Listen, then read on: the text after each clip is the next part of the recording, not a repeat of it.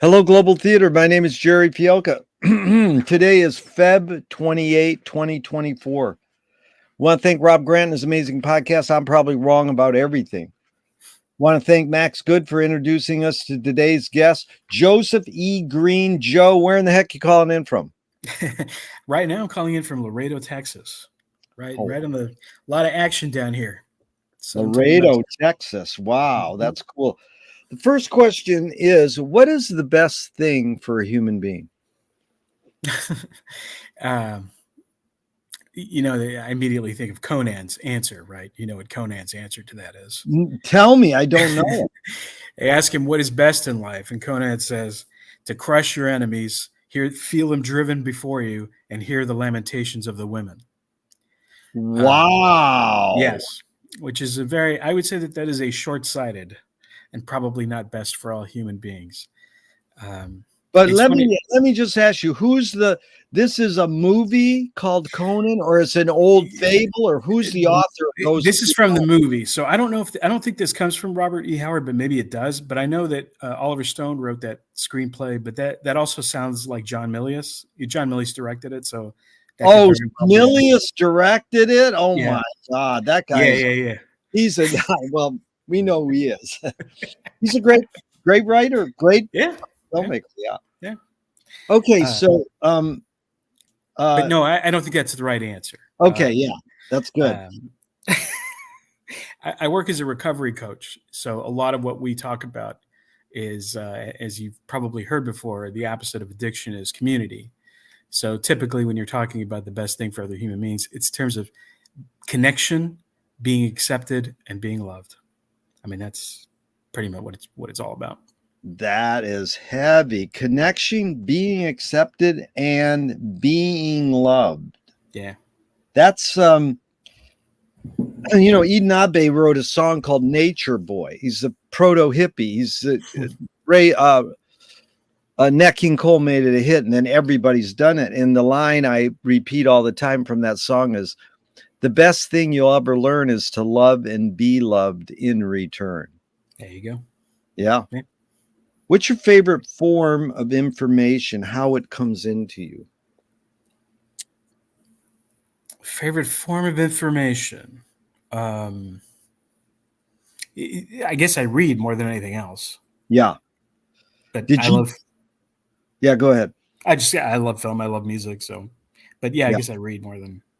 Did you become a reader, 1, because your parents told you to read, 2, they did as example, or 3 on your own? No, I was completely on my own. My mother said that she tried to read to me when I was 2 or 3, and I told her that she wasn't reading it right. So I had this idea of what it was supposed to sound like, and so I would read to myself. It's not a very good story, but yeah. But I mean, you were actually making it up, or you knew what the word? Not at that time, but I had this. I already had. I think it's what it is. I had strong aesthetic opinions already.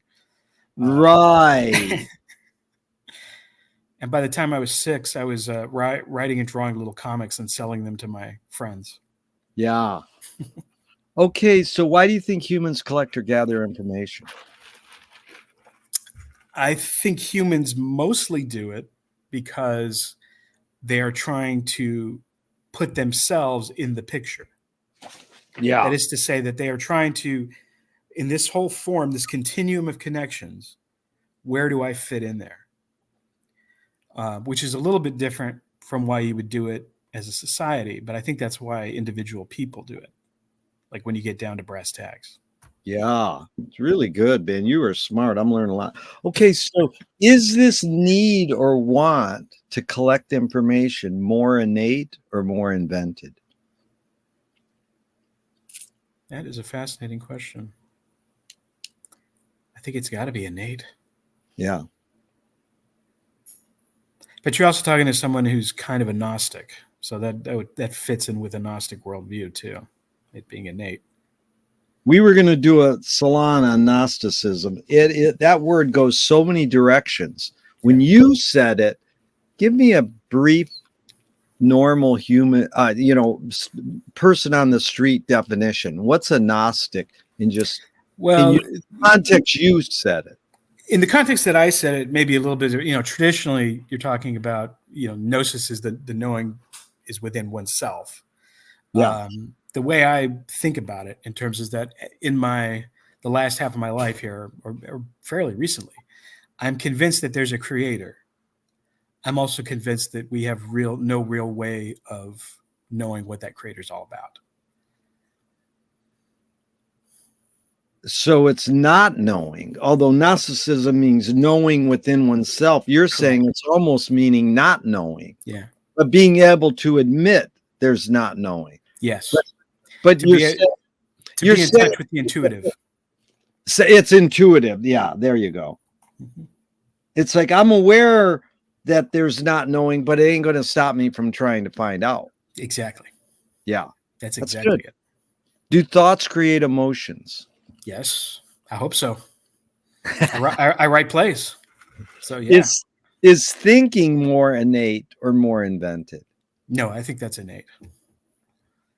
Yeah. Fill in the blank. I don't know what I think until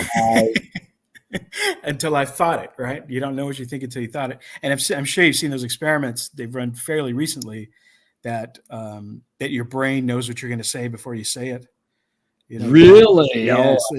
That they can predict whether you're going to say yes or no to something, something like 7 seconds or some amount of time. I can't remember exactly how much, but there's a period of time before you know what you know that you already know it, that the meat knows it. That's that McLuhan says, I don't know what I think until I say it. Yeah. Joan Gideon says, I don't know what I think until I write it. Yeah. Yeah. Yeah. That's kind of true. That's certainly true with the stuff that I write. I usually start out thinking that it's going to be one thing, and then it turns out that I've said something different. That's fairly common. Yeah. Can humans think without language? Boy, that's a big. People have been arguing about that for a while. I think. Well, see, it depends on what you mean by language too. Yeah. You start getting into semiotics. You're talking about signs. Like, does having a language entail, for example, having a gesture that means food or that means to leave or something? Because I'm talking about early hominids, right? They had to communicate with each other in some fashion. I'm going to go hunting. You're going to stay with the kids. You're going to grab berries. Whatever it was, whatever the limited amount of dialogue that they had to have had to be expressed in something heading at least towards language. So the answer might be no. Yeah.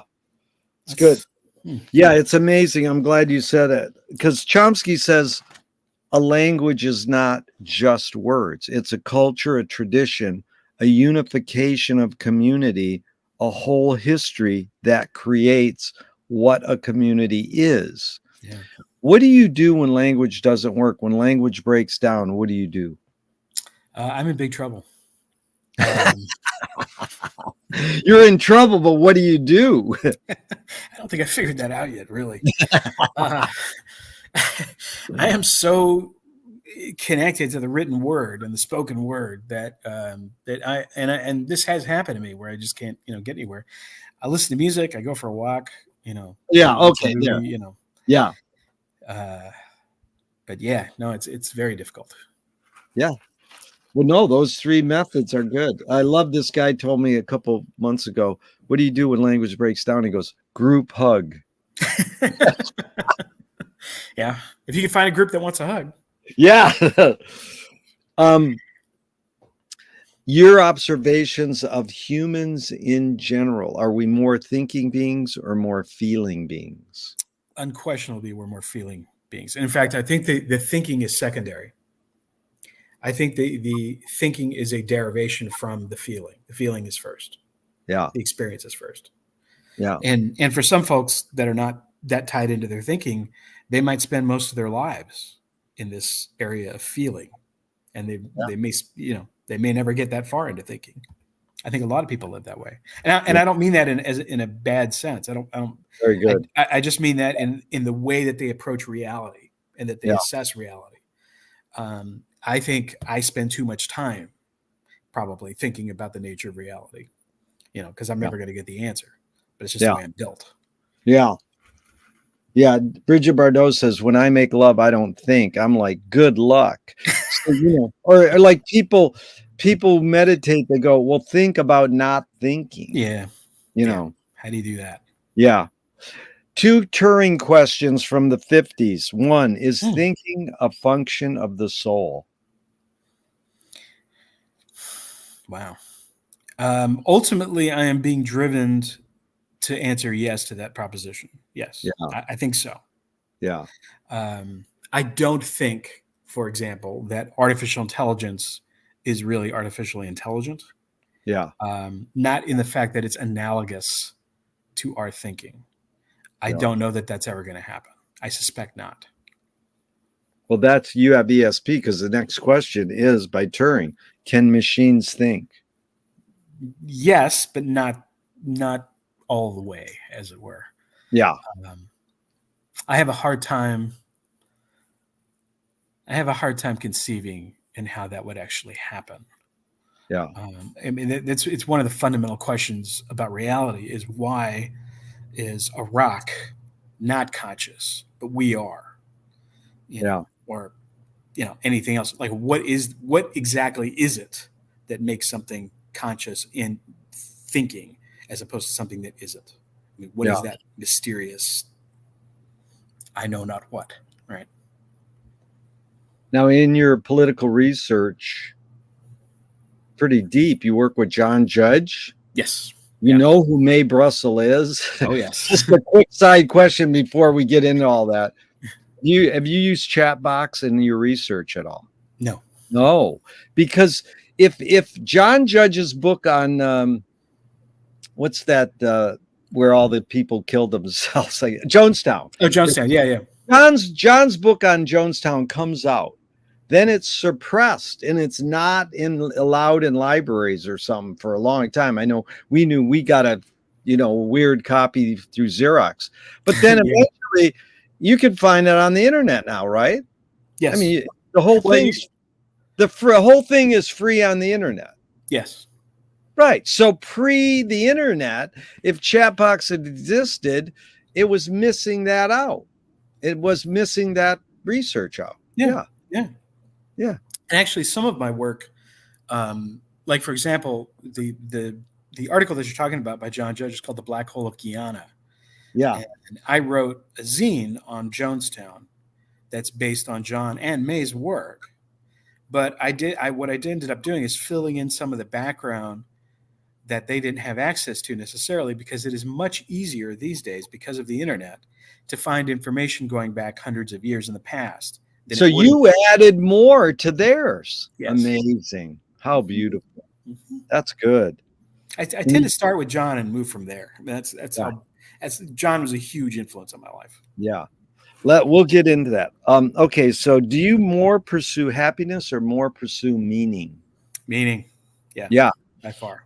Well, I got it from Viktor Frankl. He says happiness tends to not last and meaning tends to last. Yeah. Yeah. Yep. Does the brain more detect consciousness or create it? Like, is consciousness there bubbling away and we're more so detecting it or more so creating it?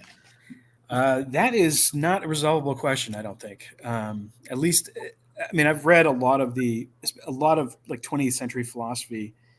Guys like Quine were really trying to explore this area. And anytime you try to construct some method or even like a blueprint for how this would possibly work, it always ends up being extremely flawed. Um, to say that, for example, that we are translating reality at all times is true, but since we're all experiencing things at the same time and we can cross reference with each other, and most of the time we agree, what does that tell you? Well, maybe that means that our brains are made such that they produce that. But whether that's reality or not, I mean, Yeah. that's why all these physicists now are being driven towards simulation theory, which I think is kind of funny because it's like a physicist who thinks that there is no reality is a really bad physicist. You would think, Yeah. but I mean, I get it's because it's so hard to come up with a coherent plan of how we are managing to do exactly what we're doing right now, which is talking to each other. Is Richard Feynman a good person who's saying what you just said, contrary? Like, hey, I'm in science and physics, but we can never really nail things as people expect science and physics to do. Yeah. No, I like Feynman. I don't agree with everything he said, but yeah, his work is certainly worth checking out. Yeah. And I heard this once. Science uncovers facts that can be interpreted many ways. Or, and here's another one, especially with physics now, they have access now to all of these ideas like dark matter and even black holes that they're not empirical. Yeah. Right? I mean, they're kind of a branch of imaginative literature. And I don't think that it's not an insult to say that. I mean, I think that that's sort of true. That in some ways, physicists to me sound like Borges. That's great. Borges writes the physics books. Yeah, it's like, what's the short story where the guy goes under the steps and he sees everything that's ever happened? You know that short story? Yeah. The Aleph. Yes, the Aleph. That is like, yeah. That's Finnegan's Wake all the way. He sees Finnegan's Wake under the steps, and he stares at it. Yeah. What's faster, speed of light or speed of thought? Well, I tend to think that thought is quicker than light. But, in this universe, according to Einstein, if you play by the rules, you can't go faster than light, although that's probably not an area where we want to go down. But a lot of the assumptions of physicists take the speed of light to be infinity. Not as a practical matter, they wouldn't say that. But if you actually look at what they're describing things that are happening instantaneously and not at the speed of light. If that makes sense. Yeah. Audre Lorde, the poet, said, you can't dismantle the master's house using the master's tools. Yvonne Rainer responded, said, you can if you expose the tools. What new tool do you suggest? Well, that's the problem, isn't it? I mean, I know that quote, and I understand what she's saying, but at the same time, yeah, how else are you going to do this? I mean, that was what's always funny about, Michel Foucault kind of said the same thing, right? He said, what we're talking about is no matter how you resist capitalism turns it into more capitalism. Yeah. Including things that you say and including symbols. And so there is essentially no way. So in a way, it ends up being kind of a defeatist argument. Yeah. I don't think that's right. I think we have to use the same tools that everybody else uses. That is to say, language and communication, and we make our arguments and we make our human connection, and we try to explain why this way might be better than that way. Great answer. What new toy do you suggest? I guess until we're able to read each other's minds, although I think that would bring us chaos. Yeah. I don't know that there is one. I mean, I guess we're going to find out what happens with ChatGPT, which you mentioned earlier. I mean, maybe this version of AI is going to produce something great. I don't think so, but maybe. Yeah. What do you worry about when you go to bed at night? Oh God, everything. Yeah. I mean, I think if you do a poll to any random 12 people in the United States, I think most of them would tell you that the apocalypse is coming, right? They have this, they may not know exactly where it's from, but they have some kind of idea that things are breaking down. And I think and I've suggested to people to read The City of God by St. Augustine, not because I'm Catholic, I'm not, or that I think Augustine's answers are necessarily correct, but because he was there when the world ended.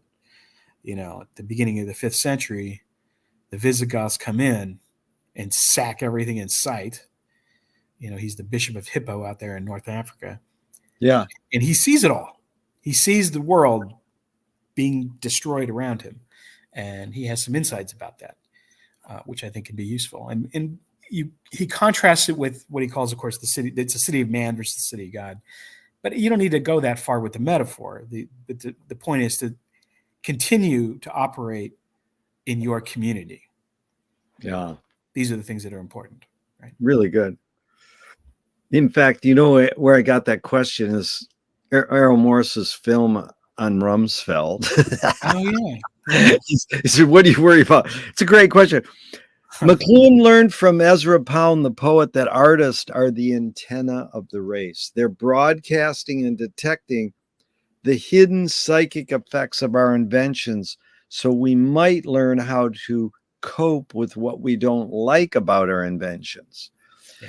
So, Joe, I asked you the question Marshall probed his whole career. Why do we ignore the hidden psychic effects of our inventions, even though the artists are broadcasting them to us?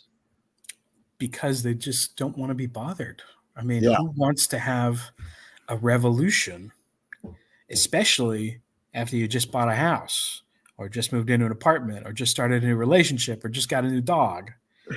Do I want to be worrying about the fact that, there's systemic oppression everywhere you look? Yeah. Probably not. I mean, most people don't. Most people do not want a revolution. Right? Yeah. Even in the worst of times, people do not want a revolution. They want the familiar. They crave the familiar. I mean, and again, I'm not saying this as a criticism. I'm saying this as realism. I mean, it's just how things are. That is the problem. But artists do it anyway. We can't do it. Like, could Kafka have done anything different than he did? Yeah. No, he's driven. We crave the familiar. Really good words. And Stravinsky said most people don't know what they like. They like what they know. Yeah. Yeah. Well, and he had reason to say that, right? Because he caused a riot with his music. Yeah. Do artists have moral obligation? On a larger context, I would say no, not really. Those moral obligations are to themselves. In other words, are you speaking the truth as you see it? Had you done the necessary work to know what that truth is? Yeah. That all makes sense to me. But the problem with trying to have moral obligations at any given time in history is that those obligations will differ depending on the mores of the time. Yeah. And so I don't think writers should be concerned about that stuff at all. Yeah. I mean, in terms of their work, they got to be looking out to the whole thing, not just this narrow moment. Yeah. Joe, you're hitting them out of the park, man. There's no right or wrong answers to any of these, but you're getting them all right. I appreciate that. Are you more afraid of new ideas or more afraid of old ideas? Old ideas. I'm much more afraid of old ideas. Yeah. Very hard to get those things out of their holes, man. People get stuck in them and then you can't get them dislodged. Yeah. Can you conjure up your earliest memory ever or one of them? Wow. Yeah. It's kind of a strange memory. I was probably like 2 years old. And I remember seeing my father open up a refrigerator and getting a whole 2-liter Coke and drinking it straight out of the bottle. I'm not sure if that's a true memory or not. It's a memory that I have. I didn't see my father a lot. He was in Vietnam and he did several tours. And so, and then my mother left my biological father when I was maybe 2 or 3, somewhere in that. But that's a very strong memory that I have no idea if that's real or not. Is memory more a curse or more a blessing? That's a good one. I mean, obviously it's a blessing. Yeah. But you can make a case for it being a curse, certainly. Yeah. You just made me think of another Borges story, though. Funes the Memorious. It's about a guy who remembers every detail of everything he's ever experienced. and there's a guy that goes out to meet him, and he's very worried about making unnecessary gestures because he knows it's going to be permanent. That he's, he wants to say exactly the right thing because he knows Funes is going to remember it all, right? And then, of course, Funes dies of congestion, which is a nice touch, so he doesn't get to remember everything forever. How do you spell Funes? Funes. Funes the Memorious. That's how I spelled it. Amazing. I got to look that one up. Yeah, no, it's good. So, Joe, tell me someone within your immediate family, then outside your immediate family, just briefly, who had an impact on you, kind of like a role model, and what specifically was that impact? Inside my family, you're saying, first of all? Inside first and then outside. Yeah. Okay. Well, my dad, the person I call my dad is my stepfather. Yeah. Talked to me when I was 5 or 6, and he's a college professor. And in fact, tomorrow he's retired, but he's giving a paper at Texas A&M tomorrow, so we're driving out to College Station. So that had a huge effect on me. One, because just by the nature of the kinds of books that we had at the house, and I was the kind of kid that just read whatever, like it didn't matter what it was, I would just read it. And as a result, I read a lot of different kinds of books because he's specifically Mexican history, but he had lots and lots of history books, among other things, Gogol and different things. Yeah. And so that had a huge influence on me. And growing up among academics and being able to go to the college library all the time because we lived next to the university when I was a little kid. Yeah. That had major impact for sure. Then the same question outside your immediate family. Well, it's got to be John, right? Yeah. What year were you born and what age did you meet him?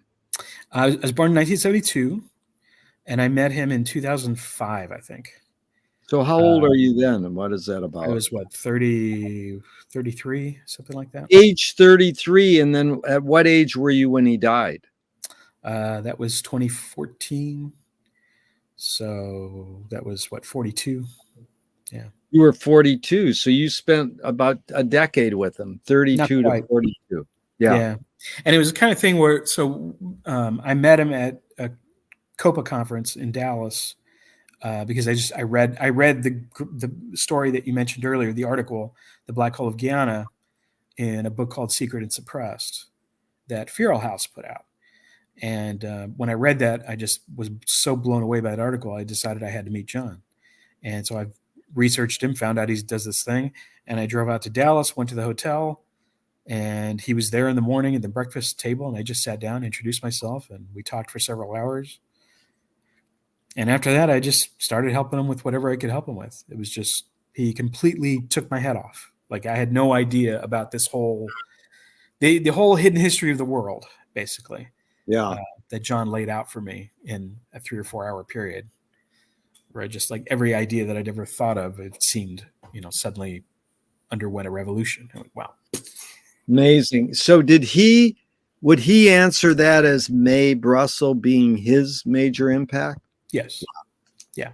Amazing. Yeah. It was May and Penn Jones, but May. Penn Jones. Yeah. Yeah. May was his guardian. Amazing. Okay. So, did your parents raise you a particular religion? Yes. So first of all, I'm Mexican American. I know it doesn't seem like it, but I am. I grew up in Laredo, and I was an altar boy at the school that I went to, St. Peter's, up until 6th grade. Yeah. But by the time I got to 6th grade, I already had serious questions about everything, and I read Why I'm Not a Christian by Bertrand Russell, which put me into a big Bertrand Russell kick for the next probably 10 years. Do you pray? No. If God exists, what would you like God to say to you after you die? You did okay. Yeah. You know what I want him to say? Yeah. Tell me who killed Kennedy. Come on, wouldn't that be great? You die and you go to heaven and God's there. Okay, I can tell you, son. The thing is, would you believe him? No, that would be the problem. It's like, no, it can't be him. Let me show you why. That's a good one. Again, you doubt me. Do evil people exist, or does evil use people as a vehicle? Boy, I would like the second one to be true. I don't think it is. I think there are people on this earth that it's very hard to explain if they're not inherently evil. There's no question you can now if you damage somebody when they're a kid, you can make them do evil things. Yeah. But there are people who are like evil from birth. Yeah. Well, Joe, how do you advise someone to deal with an enemy? And I'll set it up. Alan Watts says, if you acknowledge your enemy, you empower them. Coppola stole from the mob and the samurai. Keep your friends close and your enemies closer. Yeah. JFK said, forgive your enemy, but don't forget their name. And Fellini says, I need an enemy. So it's a lot of thoughts. The basic question is, how do you advise someone to deal with an enemy? But first, how would you respond to Alan Watts? If you acknowledge your enemy, you empower him. I think it depends on the context. I think that can be true in some situations. In other words, you do not want somebody who is your enemy to then be in your thoughts all the time. Yeah, because that is genuinely a waste of time. And I also think most of the people who might be your enemies are not worth thinking about. And I don't spend a lot of time thinking about that, especially like in my work. Like if I'm researching something, I'm not worrying about, are people going to like this or not? Like this is what I found. That's all but I was going to bring up when you first started saying that, my first thought is JFK, because I think that's exactly right. I think we forgive the best as we can, but we don't forget the behavior. It would be like if you have a pet rattler and your rattler at any time can bite you. You don't need to be mean to the rattler, but you also need to handle it with gloves and be careful. And I think that's the way you try to do it. It's good. Nassim Taleb said games were created to give non-heroes the illusion of winning. In real life, we don't know who wins or loses, but we can tell who a hero is.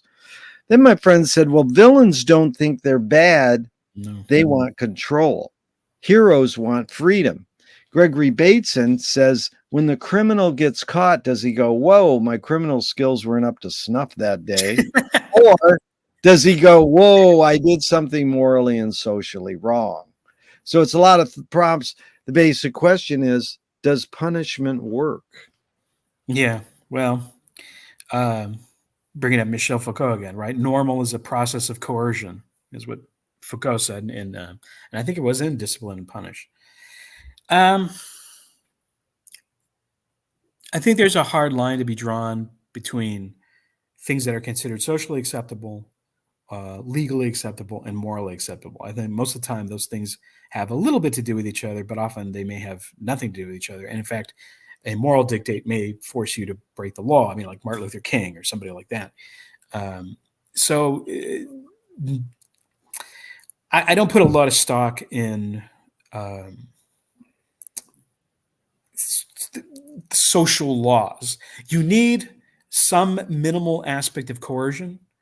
It's funny, I was just talking to somebody about this yesterday, different context, but you want the smallest amount of coercion possible, but that coercion has to be there in order for us to get along. Like we have to be able to recognize stuff that we don't necessarily maybe want, but if we're all going to be here and cooperate together, then we have to have something.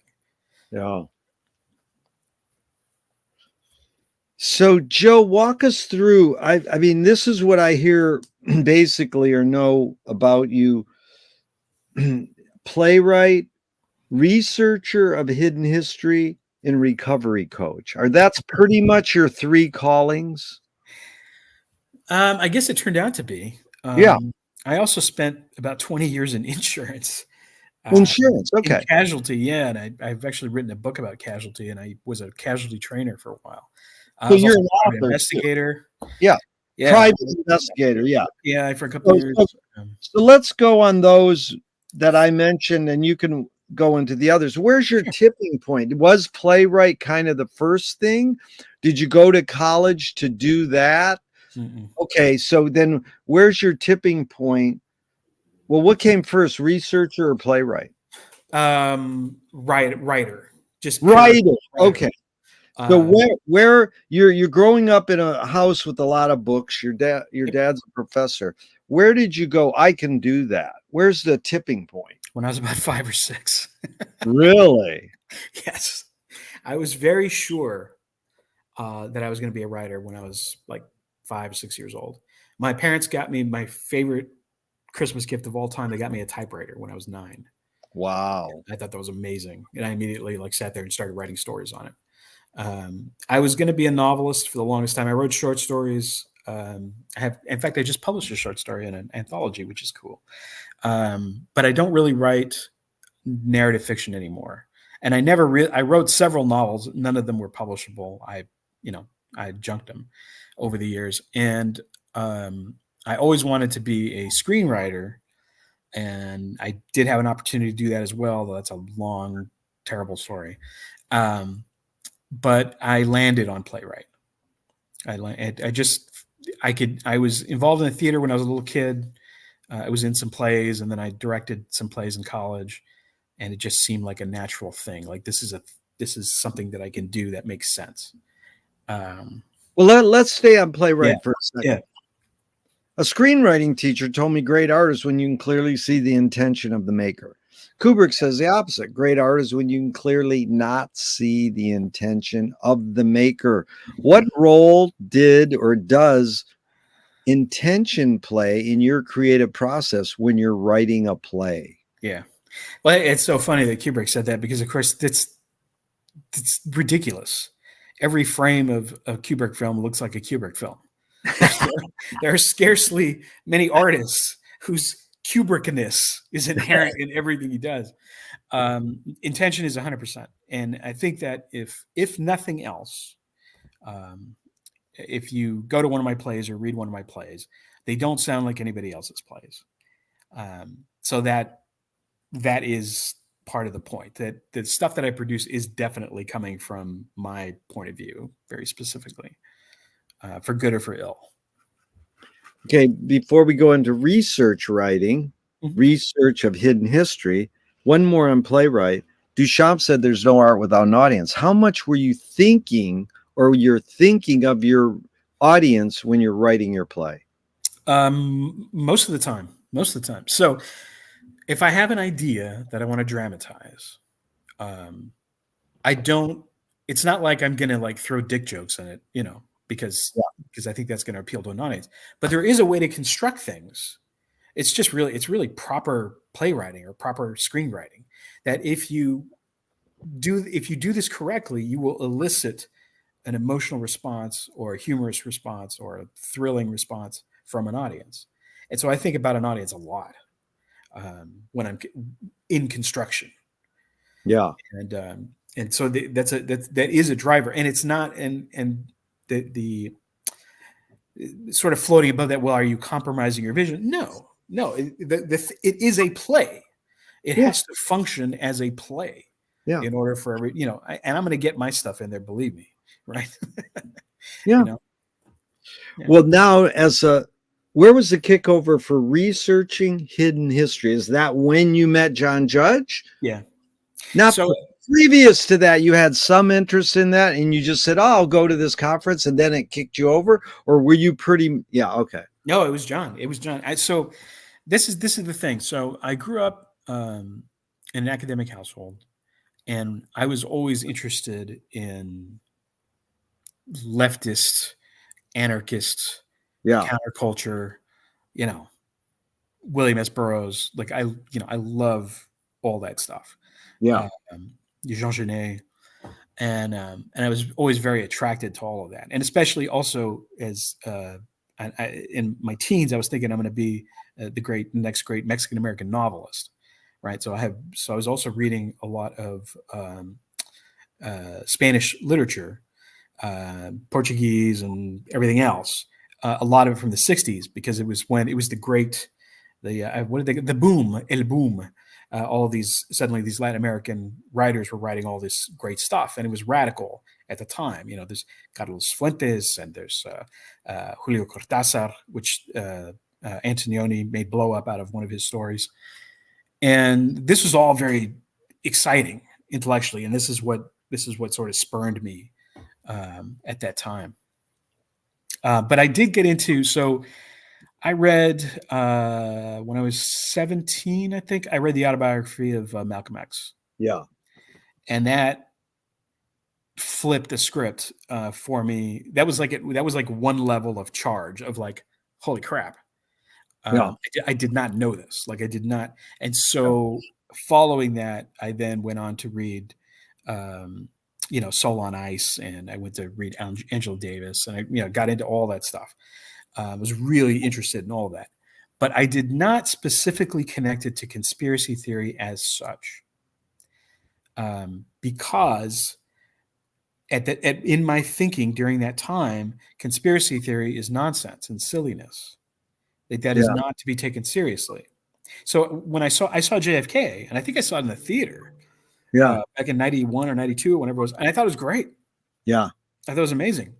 But I also categorized it as a sort of a counterculture movie that Oliver Stone was doing, that was heavily influenced by Potemkin, and some of the Russian filmmakers in particular. There's a lot of montages and things. Yeah. So I just categorized it and put it, and I did not think about it in terms of its actual veracity, which is really stupid. I mean, it's dumb, but that's the way I was thinking at the time. I was so abstract in my thinking that I'm just sort of like, and I was not taking it seriously and putting it into the conversation. So I understand when people do that. That has given me some perspective. And it was really meeting John that, like, all of a sudden, oh yeah, you dummy. Like, of course it's like this. Like the central premise of Western democracy is false. Like, obviously it would be false. Like, I mean, and so it really just blew up everything. Yeah. You're really a sane person in putting this in the context, because it's gone haywire.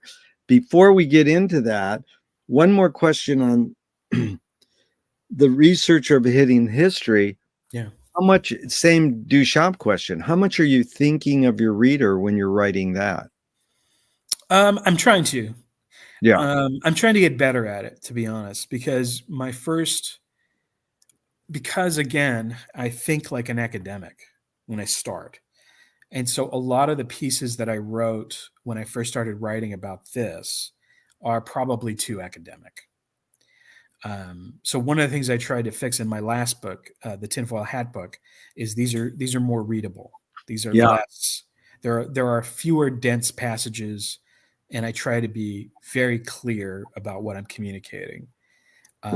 Because it was very clear that, like, my first two books, the Descending Views books, are pitched at people who are either familiar with some of the literature already or familiar with academic writing. Yeah. Which is not, that's not necessarily who I need to be going after as an audience. Yeah, there's a few people I want to ask you about in that regard, but let's go on to conspiracy theory for a second. So, I'm born in 53. I start realizing this stuff in the mid to late 70s. I worked for Frank Zappa. He gave Mae Brussel her first computer. Yeah. You know that? Yeah, you know. Yeah. And you know who helped deliver it? John Frusciante, the lead guitarist for the Red Hot Chili Peppers. His stepdad helped deliver it. That's so cool. It's really amazing. Now, what I hear, and I think it's in Wikipedia's entry on conspiracy theory, is that the CIA put those two words together, or whoever, somebody up there put those two words together to debunk Kennedy assassination research. Yes. Is that true? That is true. Yeah, there's a conspiracy theory on its own, or is that true? No, that is true. How do we know that's true? Is it because we have the memo? Yeah. The memo appeared in the wake of the Kennedy assassination, and it mentions Mark Lane by name. This format says it's something to the effect of, I don't remember the exact verbiage, but it's, Mark Lane's book Rush to Judgment is something that has convinced a number of people, and there's this weird, like, sort of backhanded compliment. Like, it can be, it covers so many topics that it may be convincing to someone who's not familiar with the facts. Something like that. Yeah. So that memo is about what year? I want to say 65 or 66. Would it be proper for me to say it's a CIA memo? Oh yeah. If you've ever seen Randy Benson's film The Searchers, yeah, okay, which is about it's about John Judge and about Mark Lane and about a number of different researchers over the years. He has there's like a 5-minute segment on that whole thing. Oh, good. And he shows you the document, and it's cool. Yeah. Okay. I would recommend anybody. And talk about briefly that switch, because, fake news used to be comedy news. Yeah. And it was in Wikipedia, fake news, comedy news. And that was the week that was. And then Saturday Night Live and Le Show by Harry Shearer and all this comedy news. And then it shifted to Colbert and Jon Stewart and blah, blah, blah. So then fake news got hijacked or changed to being disinformation. So there's a turnover with the term conspiracy theory, where we would talk about it as political research. Yeah. Now you say conspiracy theory, you're kookified immediately. Yep. So, yeah, and even more so, you're dangerous. The state is saying that maybe we need to do something about these people. Yeah. The memo from God, I just forgot his name. That guy. It'll come to me. Yeah. But that's basically what my last book, Tinfoil Hat Not Included, is all about. I mean, that's exactly what it's about. It's about how do we demarcate conspiracy theories between each other? Why is it treated differently by the media and the state? And what are the purposes of doing that? And so one of the things I like to do is there are analogies to other types of historical inquiry or scientific inquiry. You can say, that somebody believes that Lee Harvey Oswald was not the assassin of President Kennedy, and you're considered a kook, right? That makes you a conspiracy theorist. But if you're to propose that, the Big Bang is the wrong explanation and really it's a steady state theory, that's not kooky. Yeah, they may not be in line with what other scientists think, but they don't think we should put that guy in jail. Yeah, because he thinks that the universe is a steady state universe. Yeah. So there are levels of disagreement to all these things. So what the state is trying to do is they are trying to say that if you say these things that we don't like, which is all conspiracy theory really is just political analysis the state doesn't like, that if you do those things, you are tied to violence. Yeah. That therefore you have a propensity to commit violent acts because you think that, 9/11 wasn't done by Osama bin Laden or whatever the case may be. Yeah. Which is absurd. And it's clearly in the government's interests to do these sorts of things, right? I mean, it's, you got a guy with a butcher knife and he's bloody. Does he want you to go look under the house? No, he does not. He would prefer you just forget about it and move on your way. Yeah, that Alex Jones was in Rolling Stone magazine. We used to kind of agree with some of the stuff. It says LaRouche, Alex Jones. Now, LaRouche went his way, and I would love to hear you about him, but another time maybe. But Alex Jones then goes way off, and he's in Richard Linklater's films twice. Yep. Does Richard ever go, whoa, I disown that? Or he says, that was the time, it's in there, I'm not going to extract it. Now that he's made some statement like, well, I don't really agree with where he's gone now, but people change. And then how do you retract guilt by association? I interviewed Bill Ayers with all these questions, and he had to go through that, being in the Weather Underground, and then being a friend of Obama was like, oh my God, How can you be friends with somebody different? Oh my God. Well, before we go deeper in this, let me just slip in this one question. McLuhan says everything we invent extends some humanness, like a knife and fork extends our teeth. Mm-hmm.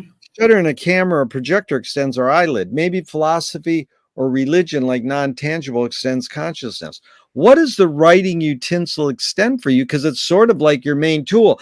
I mean, whether it's a pen or a pencil, but you said, well, no, mine was a typewriter from the beginning. So the keyboard as a writing utensil, what humanness does it extend for you? I think that what I'm doing is what the rest of my consciousness is doing, which is translating chaos into order. Yeah. So if we believe the world as presented to us is mostly empty, right? That most physical objects are actually empty air and they just have these particles sort of bouncing around them.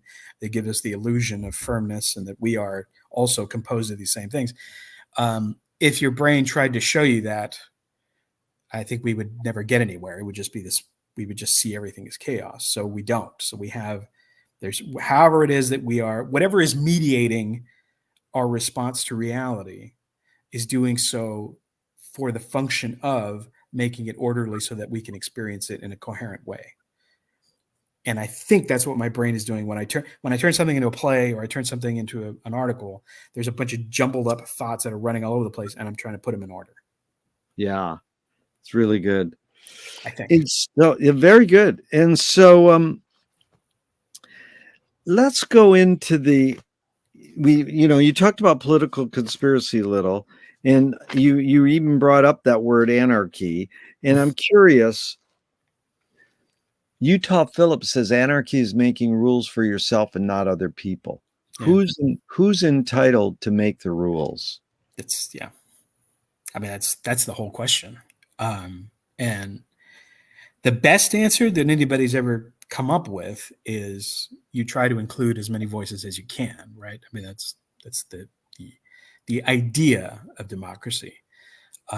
In practice, Plato said that of all the types of government, democracy was the closest to ruin. That democracy turns into a fascism at the drop of a hat, and we've certainly seen that to be the case. Yeah, I don't think I have an answer for you on that one.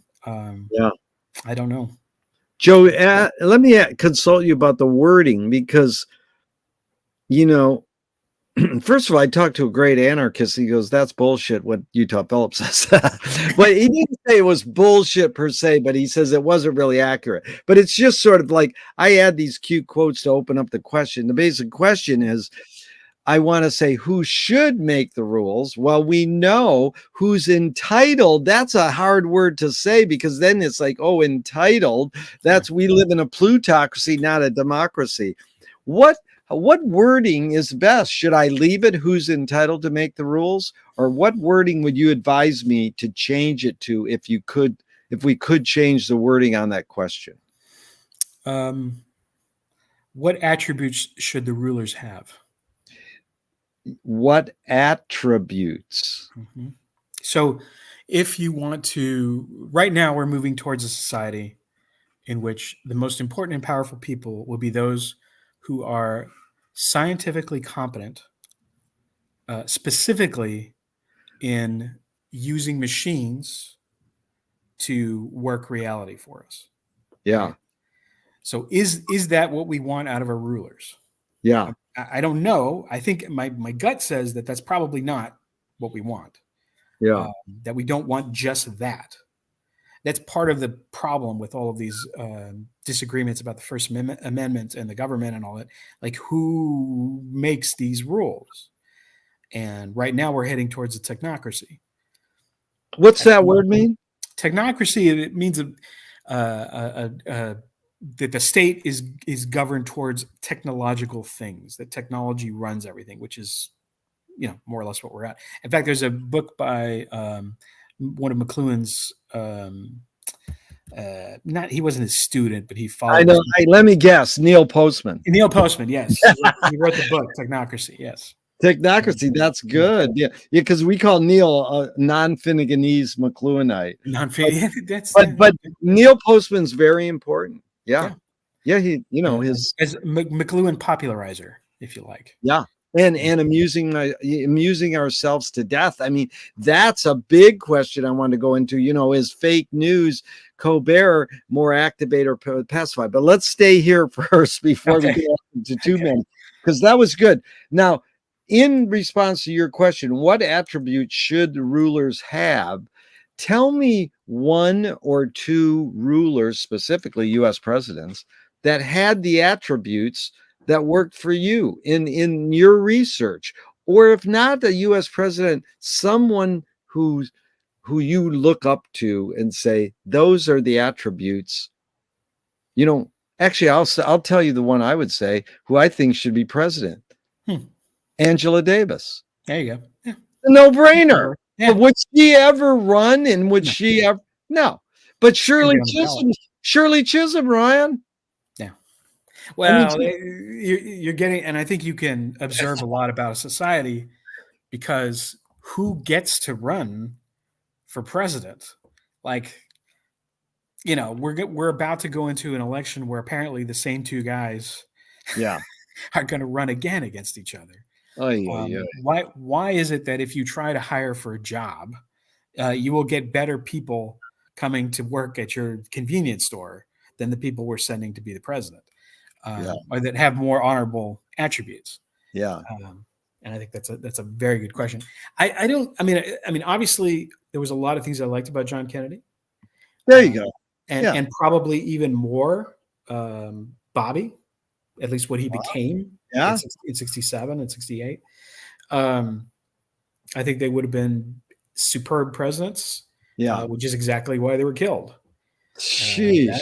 That is. So, I mean, I think the primary thing that you're looking for in a ruler, beyond everything else, I mean, they have to be obviously competent and be able to speak on empathy. Yes. They have to have empathy. That's amazing. What a great word. Okay, so now, what's the difference between rights and responsibilities? Responsibilities exist. That would be one way of putting it.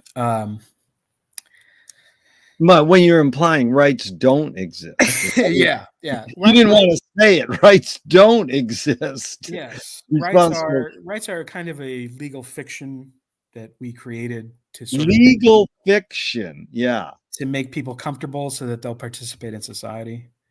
But as a practical matter, if things go to hell, saying that I have my rights, probably not going to get you very far.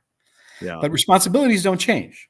Responsibilities do not require society for you to have them. You can have responsibilities to other people that you have created for yourself. And that has nothing to do with any social background whatsoever. You can just decide that I'm going to protect this person, and these are my obligations. Rights are sort of ephemeral. I mean, you've referenced Foucault. Who'd you read to come up with the knowledge of that? Rousseau? Who's your root philosophy sources to come up with that, especially with saying the word empathy? That sort of. That's interesting. I mean, I can tell you the writers that were most influential to me, especially when I was younger. The one I liked best when I was 12 or 13 years old is Pascal. The Pensée. Pascal's wager about betting on, which I don't necessarily agree with, but I liked the writing very much. And these days, I'm sort of a Cartesian again. I mean, I've gone through all these different, I've tried on these different philosophical hats over the years, including the kind of dry analytic philosophy of the 20th century. But Descartes seems to me that he has a very good tool in his pocket, and that you can apply to almost anything. And that you can start. So what is something foundational I can say about this event that I can hang on to? That I can treat as an axiom before I move forward. So Descartes removes all these things. Okay. And it's a great way of removing all of the assumptions that you've been born with. Because depending on wherever your geography is, wherever you were raised, I was raised in the Catholic Church. I drew a lot of assumptions from living that way, and some of those assumptions held up and some of them didn't. Yeah. And Descartes has this massive tool that you can use to get yourself down to brass tacks, to the bottom. Really good, Joe. Let me give you 4 other guys. I just want to throw Sure. their names up just briefly. George Lakoff. George Lakoff is not somebody that I'm familiar with. Tell me. Oh, he's the guy. He's a neuroscientist who Obama hired, the metaphor guy. And Okay. Obama hired him. He says, "Help me get elected." And he says, "Well, don't go for issues. That's what Democrats go for. Go for feeling. That's what Republicans go. Hope." And he won. And then he fired him. And then, he whatever. He's an important guy. He has that elephant in the room book too. Okay. How about Chris Hedges? Chris Hedges is I go back and forth with Chris Hedges. I don't know him. But there's a lot that he says actually on the subject of empathy that I think is very valuable. On the other hand, he has a tendency to be kind of establishment, which is disappointing. He has the tendency to be establishment. Yeah. Gotcha. Okay. How about Nader? Turned 90 yesterday. Ralph Nader. Yeah. Ralph Nader was great. I actually think that there's and if you're trying to, if you want somebody to be a watchdog on everything that's going on, you need a guy like Nader. Yeah. And just because you may not agree with everything that he does but that gadfly is actually very important, because unsafe at any speed, right? I mean, you got to look at all these different things and say that the government has some responsibility here to not poison us, not to kill us. I mean, they're going to do it anyway, but they shouldn't do it blatantly and openly. Yeah. So no, I like Nader. Yeah. Good. 2 more really quick. Chomsky. Chomsky, I have mixed feelings about. Of course, Chomsky as a sort of burgeoning political leftist as a teenager, I liked Noam Chomsky. Yeah. However, of course, he's completely wrong about Kennedy. Yeah. And the fact that he is so utterly wrong about Kennedy also has an influence on some of the other dumb things that he said. Like he said a lot of dumb stuff about 9/11 that's just ridiculous and not true. He also has a tendency to hand wave stuff he doesn't like. Yeah. So he'll just say, "Well, I've read the research and I don't find anything." Yeah. You say, "Okay, well, no, what'd you read?" And he said, "Oh, just that stuff." Yeah. That's not good. Yeah, you have to deal with what if you truly want to make an argument against something that you don't like, you got to learn it. Yeah.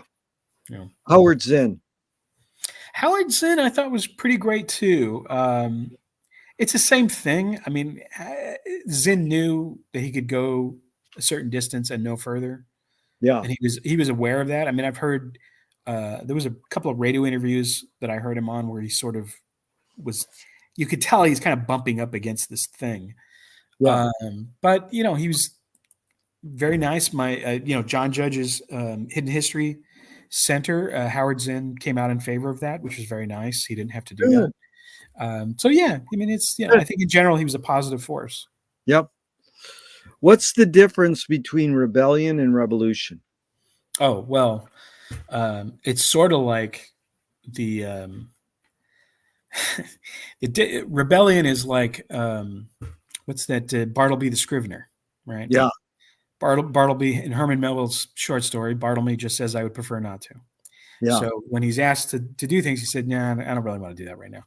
So that can be a form of rebellion. It would be revolution if he was then taking steps to overthrow the owner of the place and then preferring to do it his way. I'd say I prefer not to do this. And by the way, it would be better if we did it this other way. And we need to get rid of management and start this thing and focus, have a different focus. Yeah, you brought up.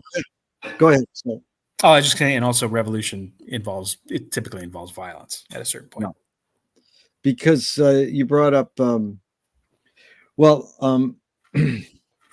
just wanted to bring up, you brought up Pascal, and what I learned from studying Joyce and McLuhan is Pascal said in order to understand anything, you have to know this end of the spectrum and that end and everything in between. Yes. So that's, to me, is comprehensivist. You study patterns. I see in you, your talent is a pattern recognizer. Then you study the patterns and come up with the big picture or comprehensiveness. And I think Battle of Algiers is a good example of this revolution and rebellion. Yeah. You know, Guido Pontecorvo made this film, and they go, "What does your film do?" And he says, "Teach people how to make films."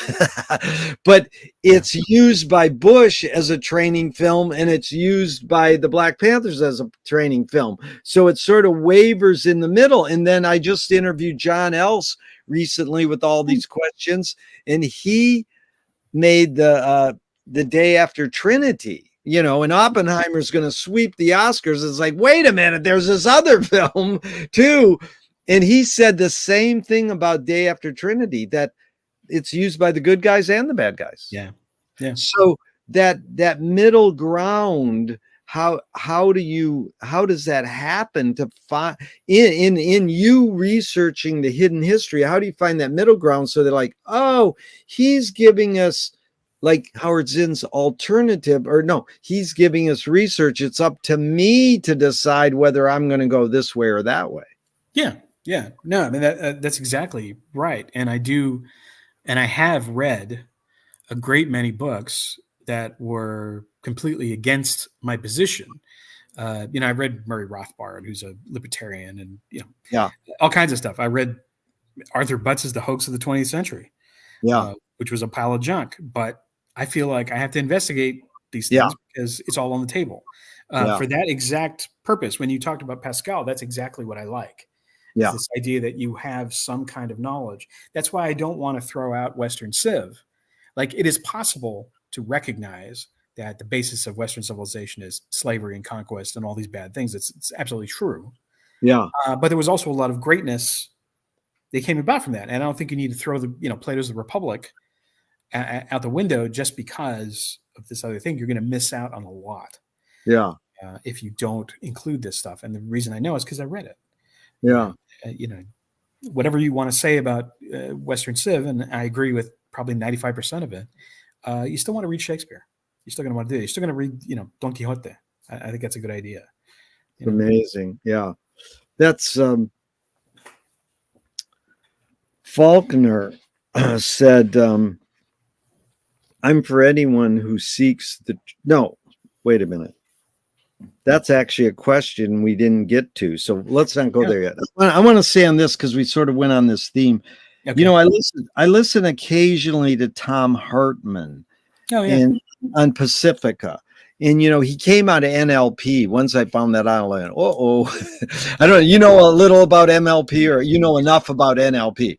Okay, and NLP's rooted in Milton Erickson, who's a really good researcher on hypnotism, and he's the real deal. And they combined this anthropology of Bateson and whatnot. And then, so I'm a little leery. And then I listen to 10 minutes of Amy Goodman every morning, just get the first 10 minutes. Then I listen to 10 minutes of Coast to Coast every night. So I get the far right and the far left in between. And then I try to figure out, well, where's the middle here? Or not being a libertarian, but just it's like the snake eating its tail. Yeah. So, I'm curious, your daily consumption of news. Do you do that? Do you go to Pacifica and you go to Right Wing, or you go to New York Times, or where's your daily? And do you feel obliged to be daily news? Yeah, I usually check out something. I used to read Le Monde all the time because Le Monde was, for a while there, was the last independent newspaper. That's not true anymore. Yeah. But I tend to have a smattering of papers that because you can on the internet, I can look at Harrods, and I can look at Asia Times, which I like.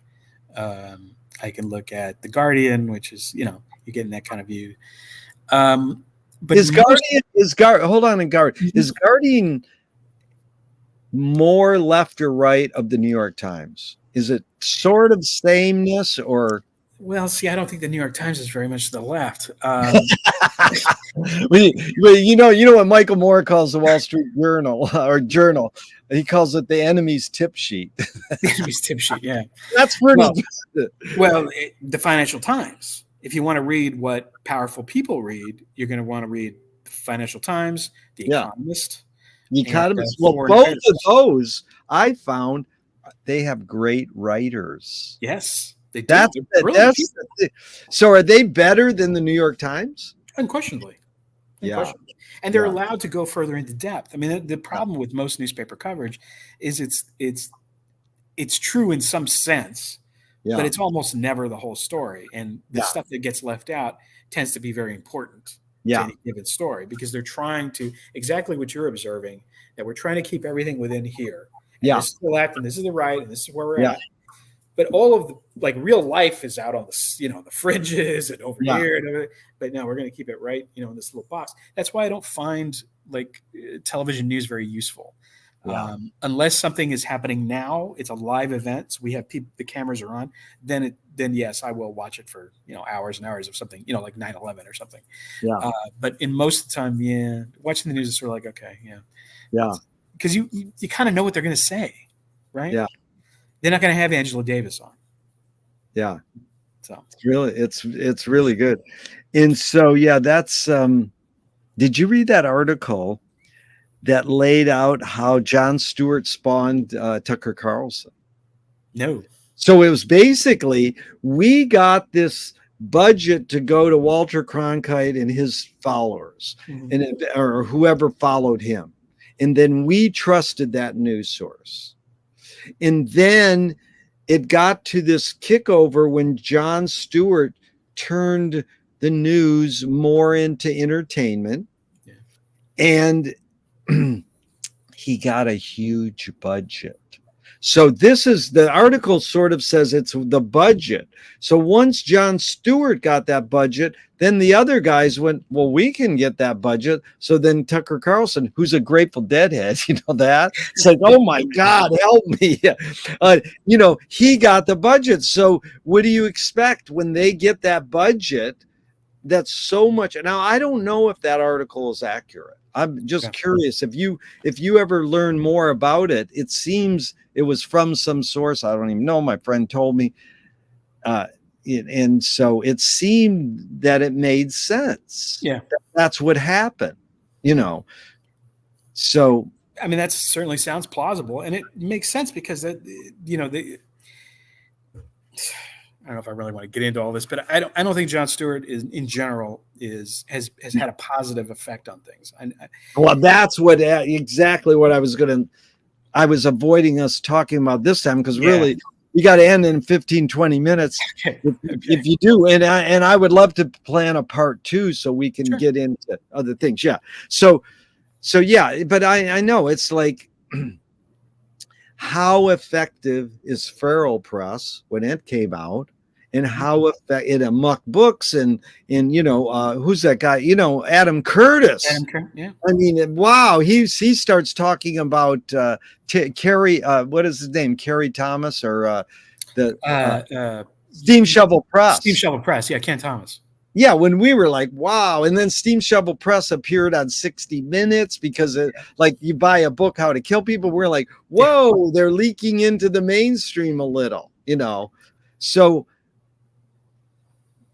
now it's just like wide open. It's like crazy.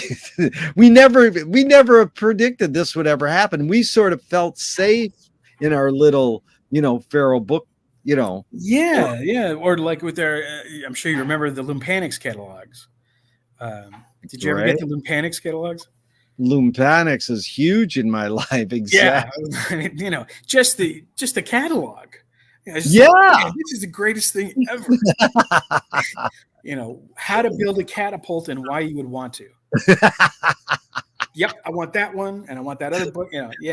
It was like the new that anyways, yeah, that was amazing time. So but then it gets, then it gets to that point where Adam Curtis is on Pacifica as a fundraiser, and they don't realize Adam Curtis is not a lefty and he's not really a righty. He's kind of in the middle, but he has that voiceover that they think everything is fucked, and I'm going to tell you how everything is fucked, and I'm going to show you really cool clips and play really cool music, so you're going to be in a trance like, wow. Yeah.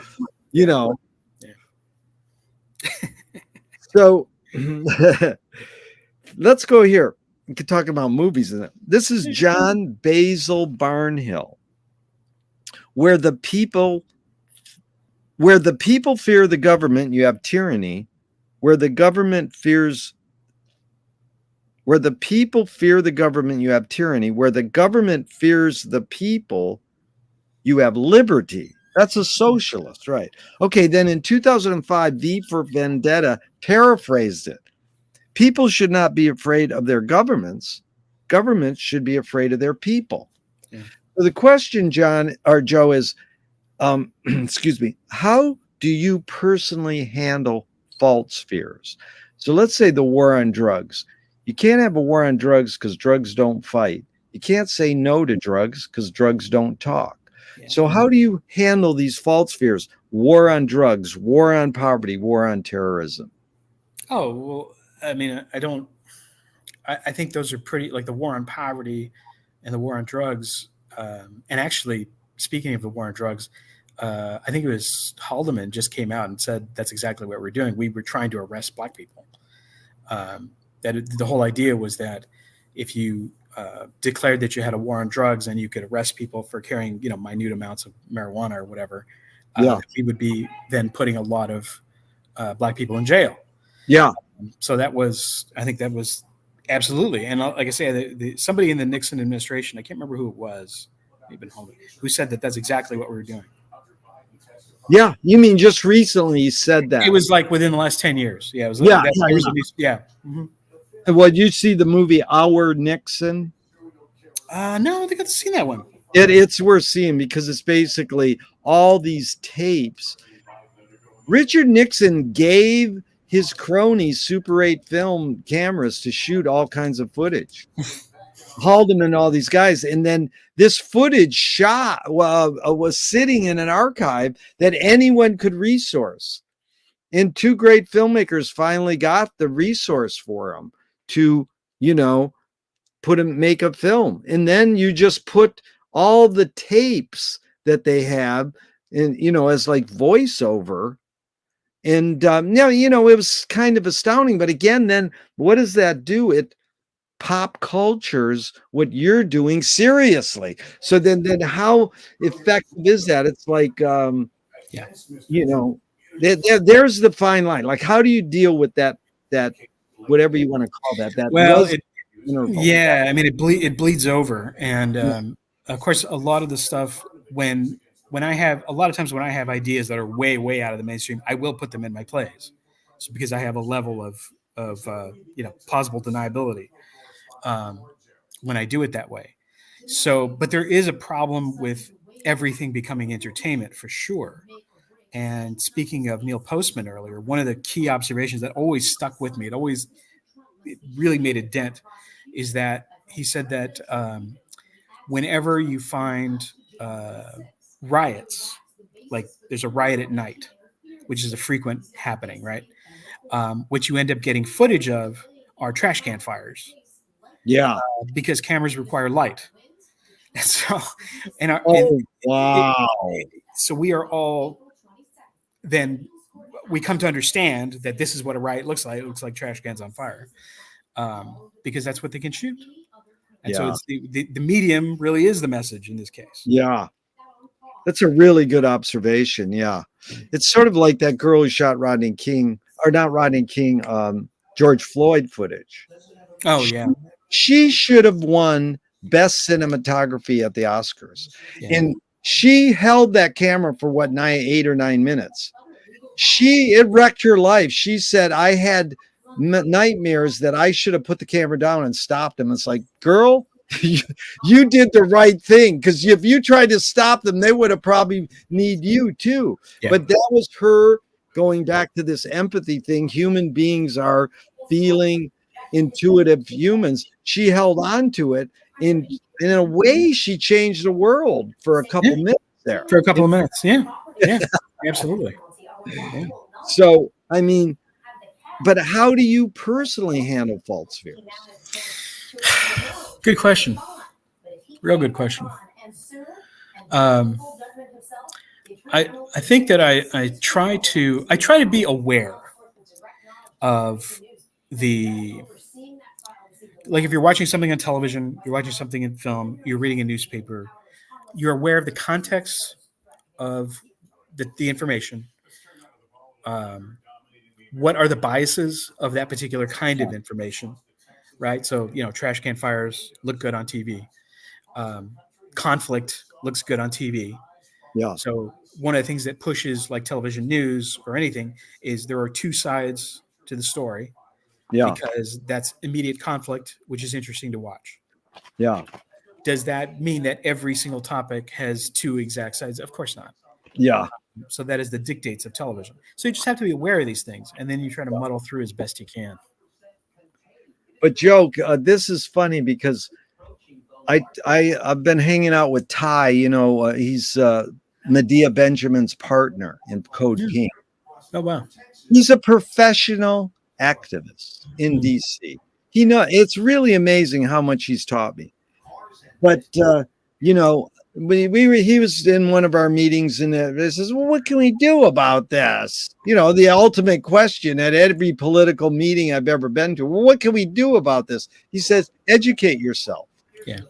Now that's how driven is anyone to educate themselves? Like, back to what you said earlier, they're just trying to survive and get by.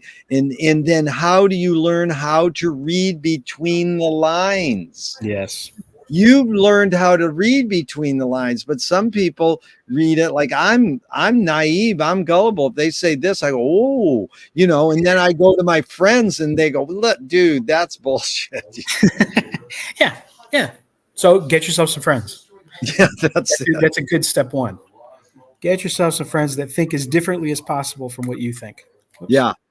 But what would be one, just to the normal person watching this podcast, one way to best educate yourself, the person's self, in regards to hidden history, besides reading your books, studying John Judge? I mean, the Mae Brussel Reader by Alex Constantine is like $100 now or something. Is it really? Oh, wow. Well, I don't know. Someone said it's really expensive, but it seems as though it should be online free. But that's pushing it a little far. Just a general, like, read what or watch what or listen to what? Is there one kind of, like, Caitlin, the woman from Australia? Mm-hmm. Is she a good one? You would say, check. Yeah, I think so. Yeah. Yeah. What's her last name? Caitlin. Caitlin Johnston or something. Johnstone. Something like that. Yeah. She's got. Yeah, you can find her on Twitter or whatever Twitter's called now. But any others you would recommend? Yeah, I mean, I put there's a list on my website, but in general, I think that's good. My buddy Dave Ratcliffe has radical.org. That's a good one. Okay. The Hidden History Center is great. No, they're on your website. That's good. We just go to your website. Yeah.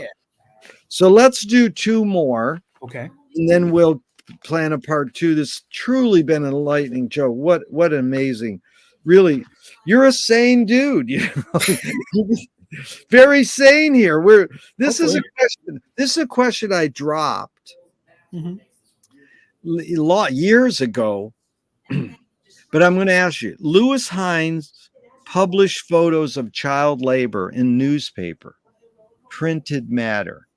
It was a tipping point, according to the social critics, to change a law. I'm not saying I'm for laws, but I'm saying to make a law or change a law. Upton Sinclair wrote the book, The Jungle. Supposedly, it contributed kind of directly. Yeah. They've both been accredited as tipping points to change laws. That's printed matter. Mm-hmm.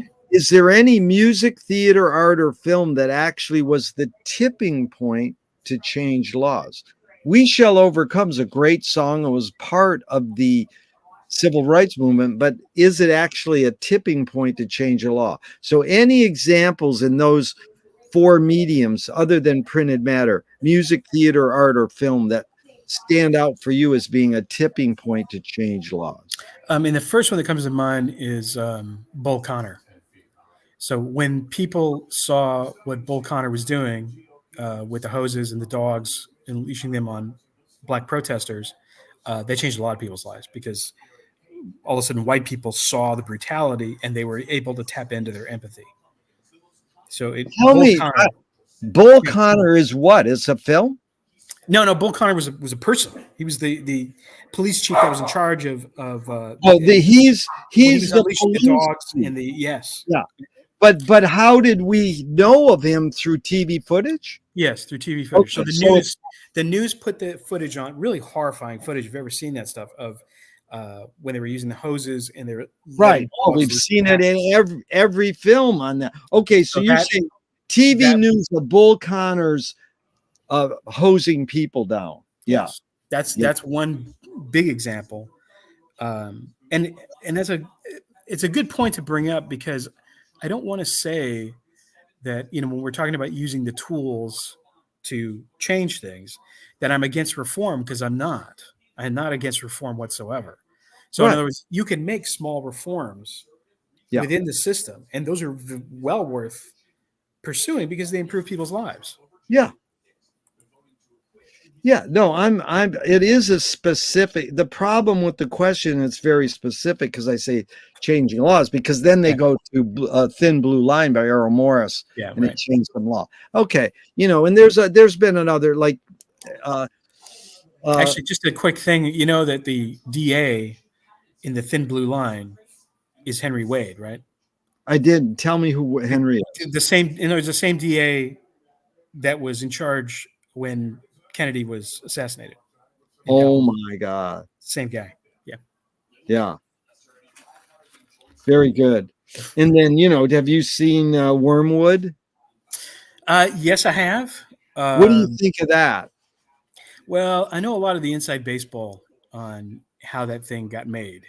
Yeah. So, it's okay. Yeah. It's okay. Yeah.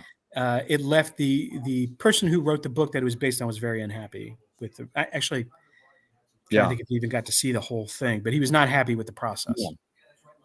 How about my big question to Errol for years, but I've never asked him because it'd be hard to word it correctly. Mm-hmm. Fog of War is a great film, but you humanize a war criminal. And my wife's dad worked for Cesar Chavez as an activist, Black Panthers. He said humanizing anyone is a good thing. And I went, oh, well, that goes back to your word empathy. But what do you think about that? Does Fog of War work more for the positive, or in the long run it humanizes them? Yeah, and it also it allowed him to control the apology, in essence. And I think that's why Errol starts. If you remember the way the Fog of War starts, it starts immediately with McNamara saying, "Okay, you need to turn your camera on because I know exactly what I'm going to say here." Wow. And I think Errol does it on purpose to let you know that this is the level of control that McNamara is after. Yeah. So yes, I have mixed feelings about that film. I think it's a great film. Yeah. I have mixed feelings for the same reason. I mean, this guy he's probably not deserving of that film. That's a really good way to put it. And just to sit down and, because Earl's he knows how to talk about his films. Yeah. So it's like I don't want to attack him.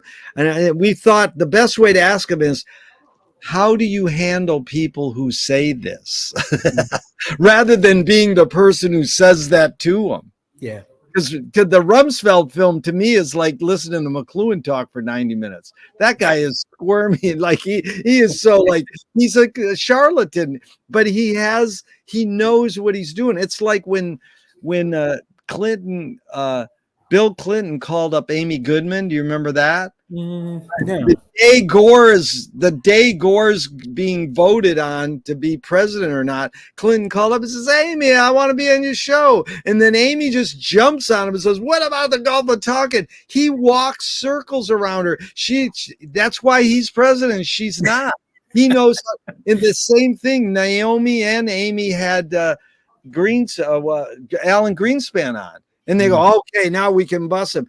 They know how to talk around this stuff. That's why they're who they are.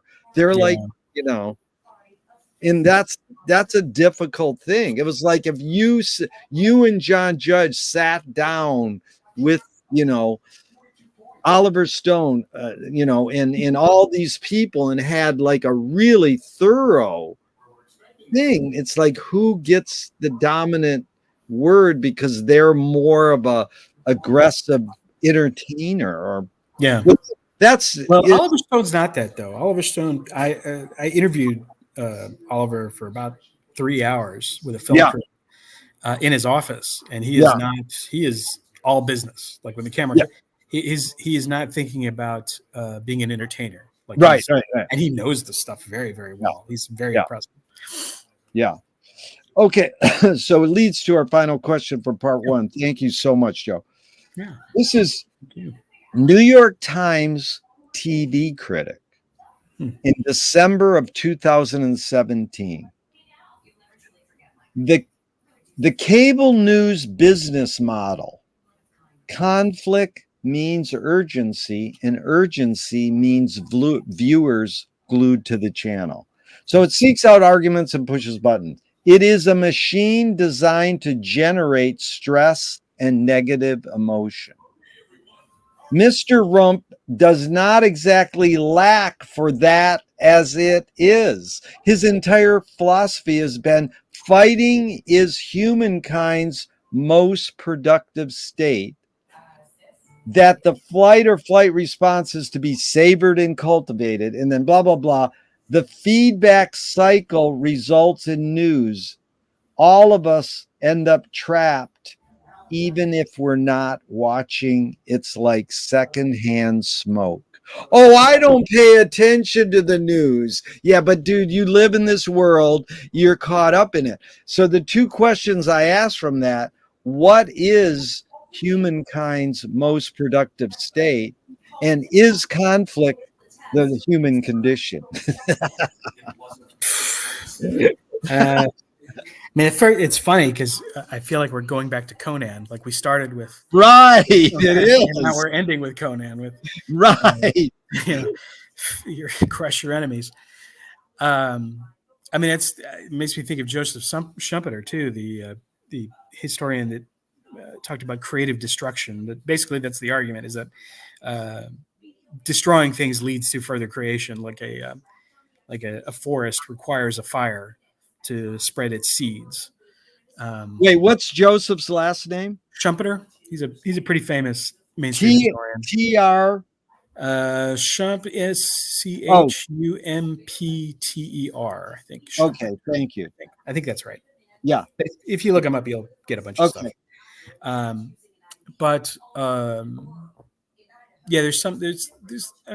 Conflict is definitely. Is it? I'm hesitating to say that it's the essence of human behavior, but it's very important. Yeah, it is very important. I mean, there's no question. It is. Well, what about this? What is the humankind's most productive state? Because to say, his entire career philosophy has been fighting is humankind's most productive state. It's interesting. Well, what is humankind's most productive state? Yeah, but that's the wrong question to ask in that context, because Trump is not talking about the most productive state for the world or for humans. He's talking about the most productive state for him. For him. So that's the questions that you have to ask. What do you mean by production? Yeah. What are you trying to produce? Yeah. So, it depends. If you're living in this Western democracy right now in a capitalist society, the most productive means that you've used energy to create the most product, whatever that happens to be in your given situation. Is that a good thing or a bad thing? Well, yeah. We're struggling with that as a nation, right? We especially after World War II, all of our productive capacity exploded into creating this fantastic middle class that the world had never seen. And now that's all going away. It's all collapsing. Yeah. So what does that mean? What do you mean by productive? I tend to look at society as we do not need to help the wolves get the sheep. Yeah. The wolves are already going to get the sheep. So what we're primarily trying to do is we're trying to put some kind of safeguards so that the sheep can go about their business and let the wolves do what they do. Yeah. That's beautiful, Joe, because one thing McLuhan stressed was having suspended judgment. When you're alone in your room, you can say, I love this or I hate that. But when you're with one or more people, if you can practice some sort of suspended judgment, then you're going to get, like Pascal, the big picture. Yeah. But then are you like, promoting guilt by association by saying, because when, Alex Baldwin does Trump on Saturday Night Live, I cringe. What do you do? Work for his PR company? The whole industry, the CBS president says we're better. We're doing better because of Trump. So why don't people why do you give him so much? Well, it's evident, So what do we do about that? How do we turn them down and say, don't? And well, when Michael Moore's film came out many years ago, I went to the first screening. It was noon on a Friday, and it was packed theater, and it would just had such a buzz. And I went home and watched the evening news, and it said, not in the entertainment section, the movie critic, but it was in the hard news section of the 30-minute evening news. Mm-hmm. It said, Michael Moore's film came out today and he had 3 things wrong.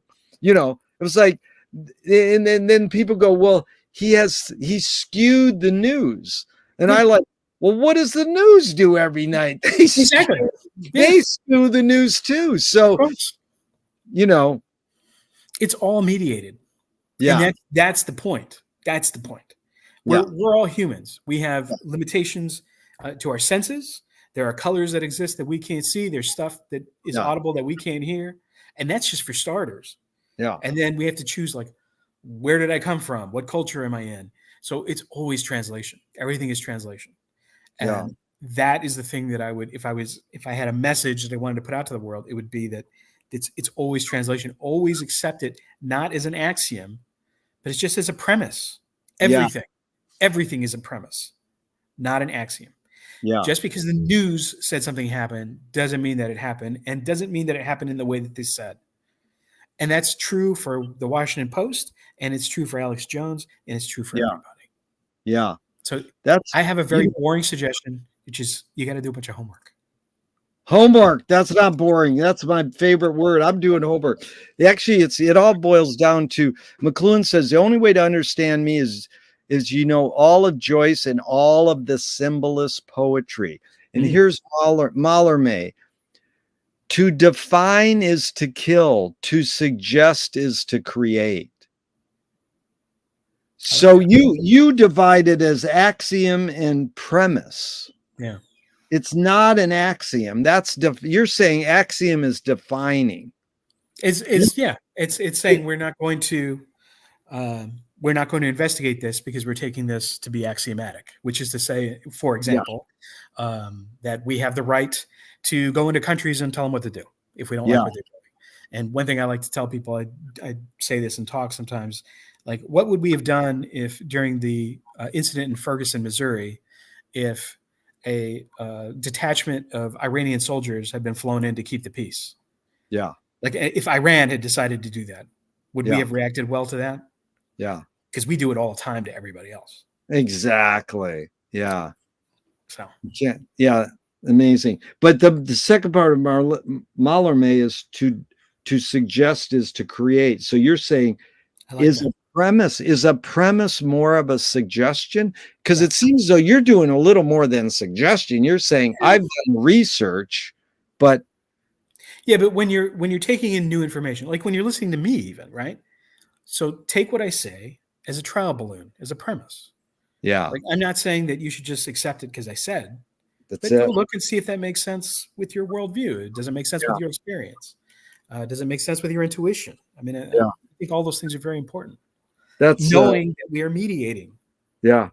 That's also I.F. Stone, his great line, the truth as I see it. Yeah. That is really a great statement. It's true. The other one, I'm curious, in closing, let's have your reaction to this one. Sure. Louis Buñuel, the filmmaker. I'm for anyone who seeks the truth, but I part ways when they claim they found it. Yes, that's exactly it. And I love Buñuel. Buñuel's one of my favorites. Yeah. Phantom of Liberty, man. Yeah. It's great.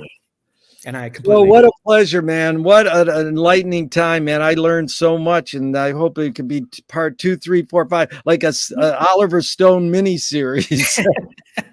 All right. Well, we could do that.